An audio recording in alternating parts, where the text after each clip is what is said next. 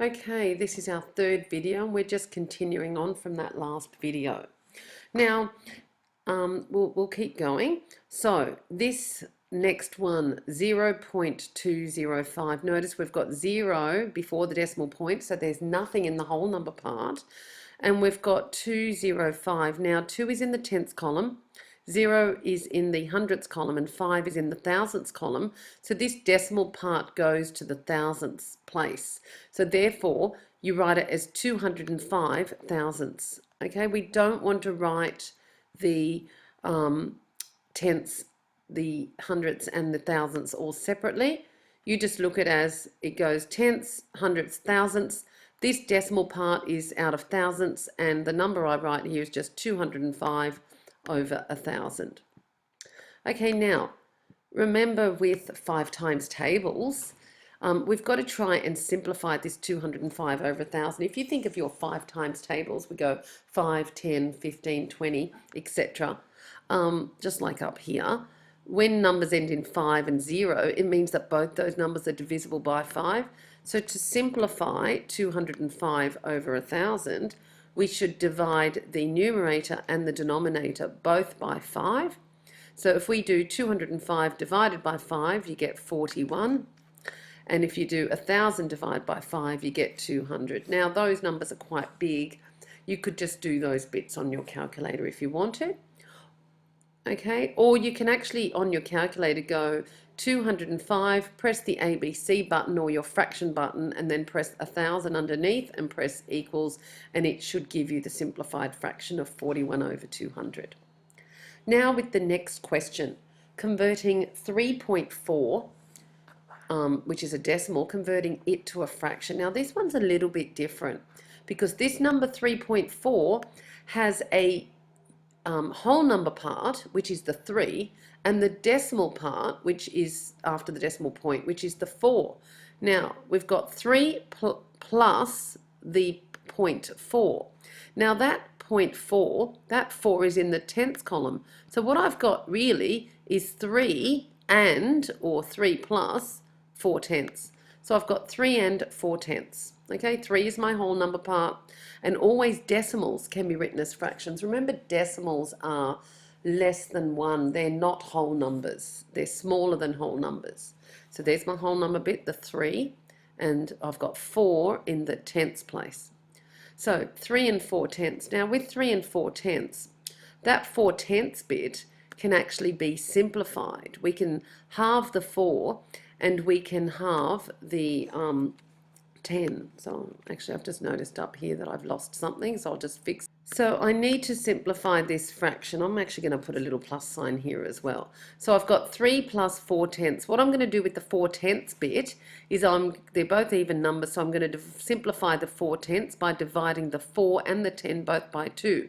So I've got 3 is my whole number part, and then my decimal part, or my fraction part, sorry, here is 4 divided by 2 is 2, and 10 divided by 2 is 5. So this 3.4 is actually the same as 3 and 2/5. Now, with the last question, same sort of thing. We've got a whole number part, which is 1. I'm just going to move this screen up a bit. So as I was saying, the whole number part is before the decimal, it's 1, and the decimal part is after the decimal point. So I've got 1 as my whole number, and then I've got the 0.25. Now we've got tenths and hundredths. So I've actually got 25 hundredths. So I've got 1 whole and I can just put plus if I want. So I've got 1 whole plus I've got 25 hundredths. I seem to have lost my 25 hundredths. So I'll just try and get that back again. 1 whole plus 25 hundredths. Now, we can simplify the 25 out of 100. We should recognize that 25 out of 100 is really 25%, which is a quarter. But what we can do, if you can't see that straight away, if you had to divide both the 25 and the 100 by something, you would divide them both by 25. So 25 divided by 25 is 1, and 100 divided by 25 is 4. But I'd rather you remember that this part, 0.25 or 25 out of 100, is the same as 25%, which is a quarter.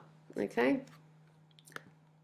Now, please pause the video and try this second column here that says your turn. Okay, looking at this first question, 0.8, there's nothing in the whole number part, there's my decimal point, and this is my tenths column. So I've actually got 8 tenths. Now remember, 8 and 10 are both even numbers, so I can divide them both by 2. Remember, you've got to do the same to the numerator and the denominator of your fraction. So 8 divided by 2 is 4, and 10 divided by 2 is 5. So that's the first one done. Now in the second one, we've got 0.26. Remember, we've got the tenths place and the hundredths place. So we've got nothing in the whole number bits, and we've got 26 hundredths. Okay, because our decimal part goes to hundredths, so we write it as 26 hundredths. Now again, if you have to divide the 26 and the 100 by the same number, they're both even, so you can divide 26 by 2 and you get 13, and 100 divided by 2 is 50. Now, the next one is can be a little bit tricky, but if you use your place value, and then it shouldn't be a problem. So before the decimal point is our whole number part, which is 0. Then we've got our decimal point. Then nothing in the tenths column, 7 in the hundredths column, and 5 in the thousandths column. In other words, this decimal goes up to the thousandths column. So writing it as a fraction, we've got 75. So you just write this number here, 75, and we put it over 1,000. Now, so I'll just try and get rid of that. Now we need to see what we can divide 75 and 1,000 by, and the number that we can divide them both by is 25. So dividing 75 by 25, we can count 25, 50, 75, it goes 3 times. Now doing this 1,000 divided by 25 is a little bit harder. You could just do that bit on your calculator and you would get 40. Now for the next question. Now in the next one, we do have a whole number part before the decimal point, which is the 4, and then I've got a 2 after the decimal point, and that 2 is in the tenths column. So that number 4.2 is really the same as 4 and 2 tenths, or 4 plus 2 tenths. Now I can simplify the 2 tenths part because 2 and the 10 are both even, so I can divide the 2 and the 10 both by 2.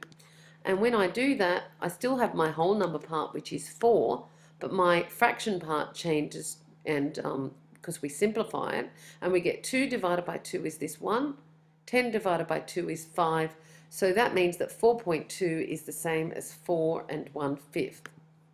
And now for your last question, remember you've got a whole number part, which is the 2, and a fraction part, which is the 0.55.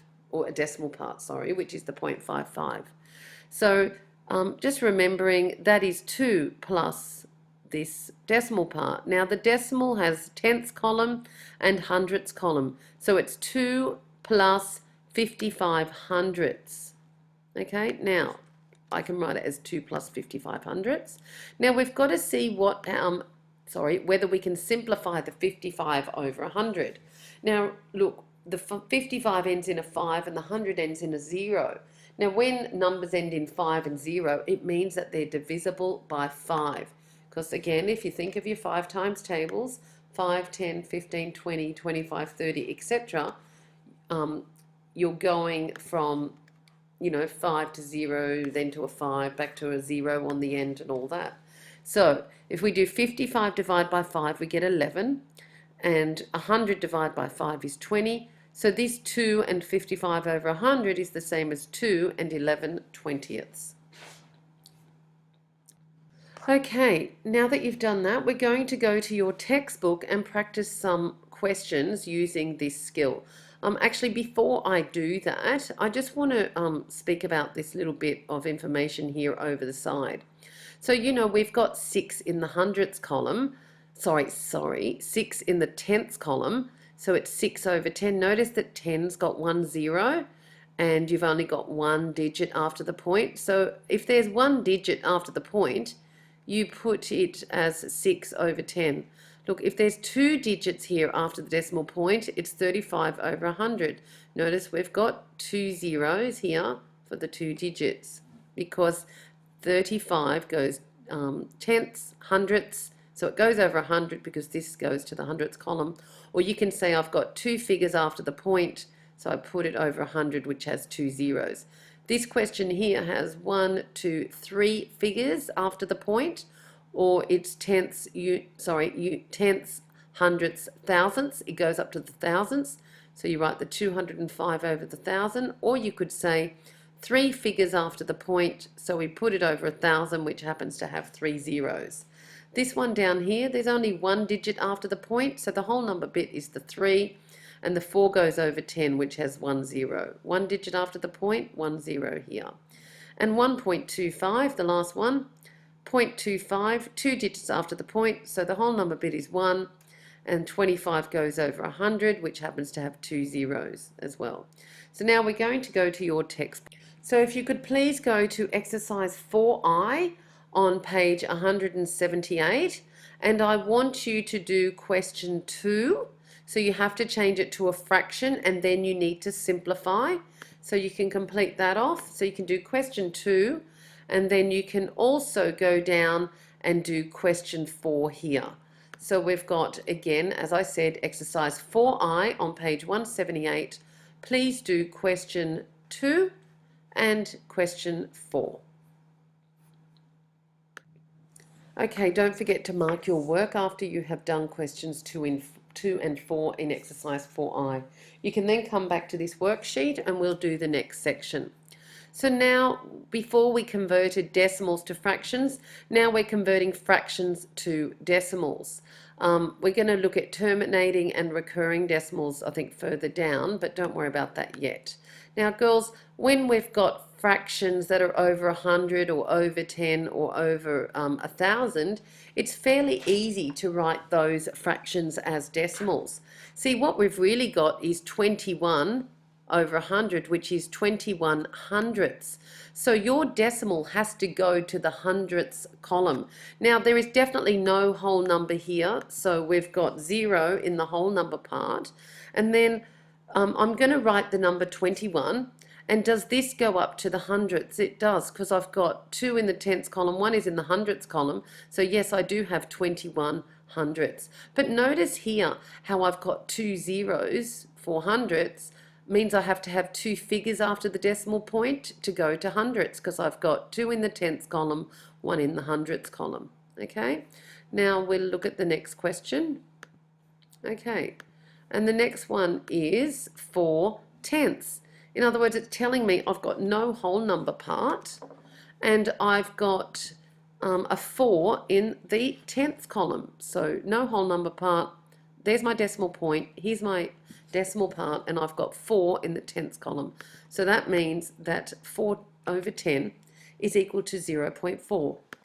Okay, now for the last question here, we've got 125 over 1,000. What I'm going to do, I'm going to write the 125 here, and I'm going to see where I'm going to put my point. Now, because I've got 3 zeros here, I have to get to the thousandths column. So if I put the point there, just going to put that point there and put a 0 in front of it. Let's just see. With this 125, I've got tenths, hundredths, thousandths. Yes, I do go up to the thousandths column. So this is 125 thousandths. Okay, you can try the next column there on your own. Pause the video and come back when you're finished. Okay, now just looking at these 3 questions, I've got 3 tenths.